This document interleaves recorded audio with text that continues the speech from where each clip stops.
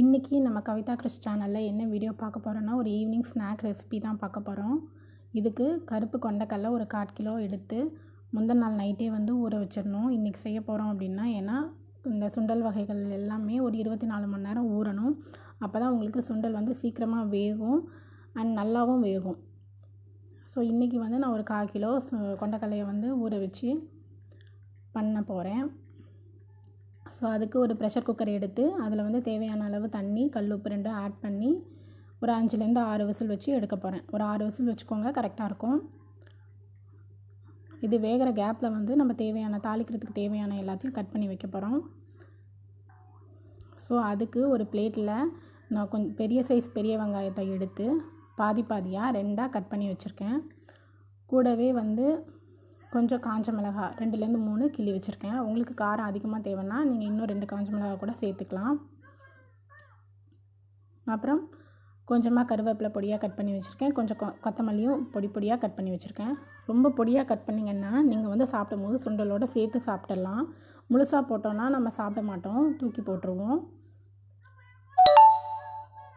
எதுக்கு நான் 2 வெங்காயம் வச்சுருக்கேன்னா, ஃபைனலாக ஒரு வெங்காயத்தை ஒரு சைடு வெங்காயத்தை நம்ம ஃபைனலாக பச்சையாக ஆட் பண்ண போகிறோம்.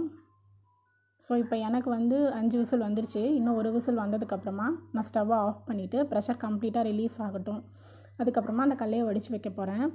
கூடவே ஒரு பேனில் தேவையான அளவு எண்ணெய், கடுகு, ஜீரகம் எல்லாம் போட்டு தாளிச்சிருக்கேன். அதுக்கப்புறம் பட்டை மிளகா அதையும் போட்டு தாளிச்சிட்டு நம்ம ஒரு சைடு வெட்டி வச்சுருக்க வெங்காயத்தை மட்டும் அதில் ஆட் பண்ண போகிறோம். அதை மட்டும் வதக்க போகிறோம். இது எங்கள் ஊர் சைடில் பஸ் ஸ்டாண்ட்லலாம் இந்த மாதிரி தான் செஞ்சு கொடுப்பாங்க. ரொம்ப நல்லாயிருக்கும் டேஸ்ட்டு.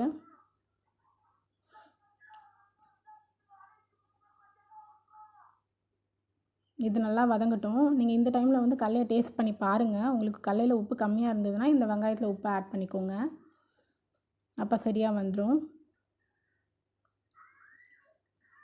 இப்போ கருவேப்பிலை ஆட் பண்ணுறேன். அடுத்து நறுக்கி வச்சுருக்க கொத்தமல்லியும் ஆட் பண்ணுறேன். இதை நல்லா வதக்கிக்கலாம். வதக்குனிங்கன்னா இதோட ஃப்ளேவரே நல்லாயிருக்கும். அதுக்கப்புறமா வடித்து வச்சுருக்க கொண்டைக்கடலையை அதில் ஆட் பண்ண போகிறேன். நான் ஒரு முக்கியமான விஷயத்த மறந்துட்டேங்க.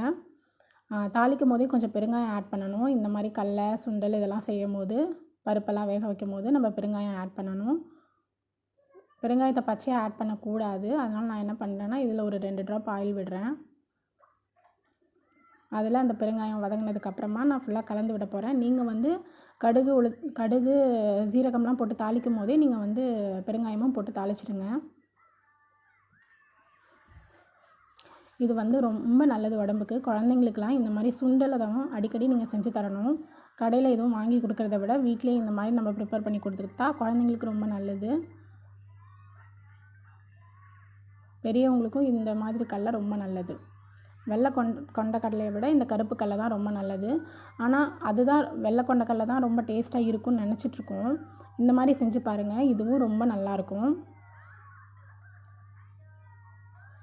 ஸோ இதை நல்லா கலந்து விட்டுட்டு இதில் உள்ள தண்ணியெல்லாம் ஃபுல்லாக ட்ரை ஆகணும். ஸோ அந்தளவுக்கு நல்லா கலந்து விட்டுருங்க. எண்ணெய் ரொம்ப ஆட் பண்ணாதீங்க. பார்க்குறதுக்கு கடலை நிறையா இருக்கிற மாதிரி இருக்கும், ஆனால் எண்ணெய் அதிகமாக போயிடும். ஸோ எண்ணெய் ஒரு 2 ஸ்பூன் அந்த மாதிரி மட்டும் ஆட் பண்ணிக்கோங்க. ஸோ இப்போ ஸ்டவ்வை ஆஃப் பண்ணிவிட்டு நான் இதில் வெங்காயம் ஆட் பண்ணுறேன். கூடவே கொஞ்சமாக திருவி வச்சுருக்க தேங்காயும் ஆட் பண்ண போகிறேன். இது 2யும் நான் பச்சையாக ஆட் பண்ணுறேன். இதை உடனே கலந்து விட்டுறாதீங்க. கலையில் உள்ள சூட்லேயே இதுவும் வதங்கிடும். ஸோ டேஸ்ட் மாறிடும். ஸோ ஜஸ்ட் எல்லாத்தோடையும் ஸ்ப்ரெட் பண்ணி விட்டுருங்க, கலக்காதீங்க. அப்படியே சூடாக ஒரு கப்பில் மாற்றி சர்வ் பண்ணிவிடுங்க.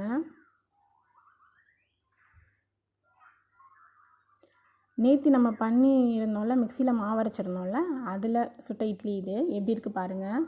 நான் பிளேட்டில் துணி இல்லாமல் எண்ணெய் தடவி ஊற்றுற பிளேட்டில் எண்ணெய் தடவாமே நான் ஊற்றிருக்கேன்.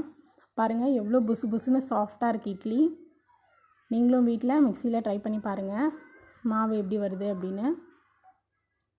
இந்த வீடியோ உங்களுக்கு பிடிச்சிருந்ததுன்னா மறக்காமல் சப்ஸ்கிரைப் பண்ணுங்கள், என்னோடய சேனலை லைக் பண்ணுங்கள், ஷேர் பண்ணுங்கள் அண்ட் கமெண்ட் பண்ணுங்கள். தேங்க்ஸ் ஃபார் வாட்சிங்.